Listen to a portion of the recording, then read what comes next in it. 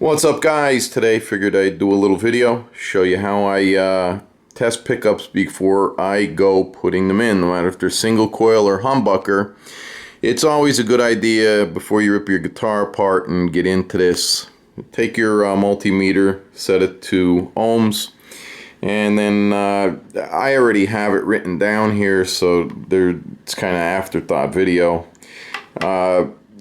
Testing the ohms does not matter with what color wire. You just put it on and you'll get a reading. For example, the middle pickup here measured 533, the bridge 648, and the neck 521. So that tells me, there's no shorts, at least in the coil itself. And then when you go to install these, there's another test that I'm going to do before I move on. But anyway, when you go to put these in, it's important, the blacks, they're the grounds, and then the yellow, blue, and white, they're the ones that go to the switch. So polarity is right. The other thing we're going to do now, just take an amp and then your cable, that mono cable that goes into your guitar, and we're going to touch the colored wire to the tip and then the ground wire to here, and then we're just going to tap on each pole to make sure that the pickup is working right. Okay, so all I have is that, the black wire to the sleeve and then the yellow wire to the tip, and we'll go through these just by lightly tapping on each of the pole pieces.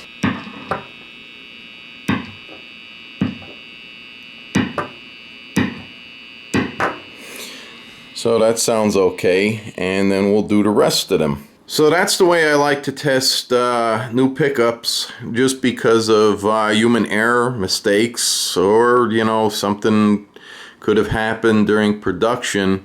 And the last thing you want to do is put everything in and then find out something doesn't work. The other thing I did forget to mention is I always check which way the magnets are magnetized. So you have north and south pole, and you don't need to buy any bullshit tools from StuMac or even off Amazon. If you have a compass, even a cheap one, you can just stick it next to the pickup before you stick it in.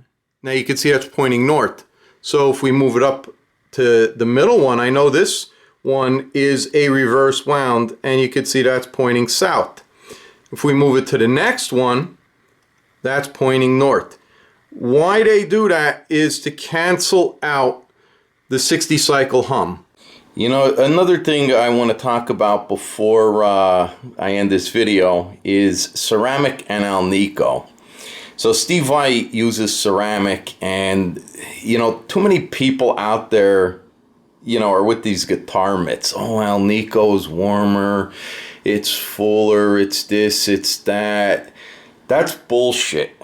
I'm going to tell you right now, a magnet is a magnet, and what changes the sound is the wraps of wire on it.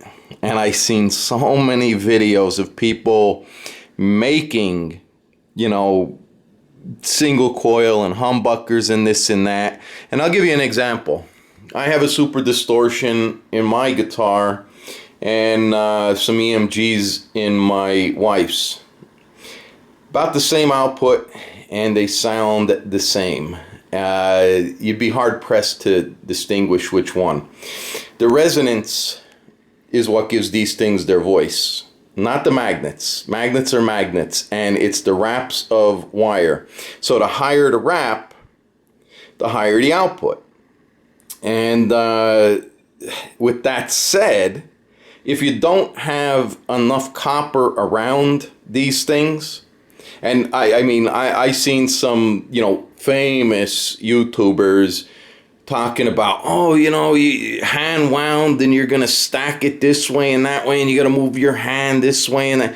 I don't care if it's computer. I don't care if it's hand wound. I don't give a shit about any of that. There is no way to take 42, 43 gauge wire and perfectly wrap it, and you're never going to get the same wrap on that pickup from one coil to another, or another bobbin to another bobbin. You're just not going to run your fingers the same way. I don't care if you write it down. I don't give a shit. It doesn't matter. Even a computer, it's going to go, you know, back and forth, and each wire is never going to get stacked on top.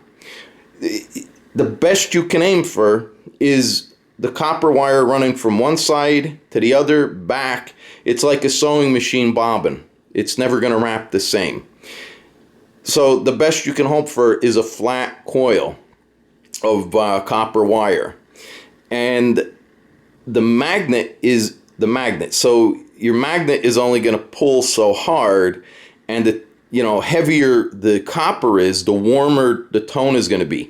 The thinner the copper is, and you put a strong magnet on there, it's going to make these numbers go up, but they're going to sound harsh. They're going to sound brittle. They're going to sound ice picky. But if you put enough wraps of wire on there, which increases the resistance, they're going to sound warmer. And you can, you know, even go higher output. But there is a limit, because there's only so much the magnet can pull. So it's worth noting. And back in the day, like, you know, back in, you know, the day when everybody's trying to gain more, they would simply turn the pickup around and stick another magnet under, you know, to give a higher output. But don't believe, and surely do not, you know, pay $200-300 just because of a name and all the hype. Stop believing these guitar myths. They're bullshit.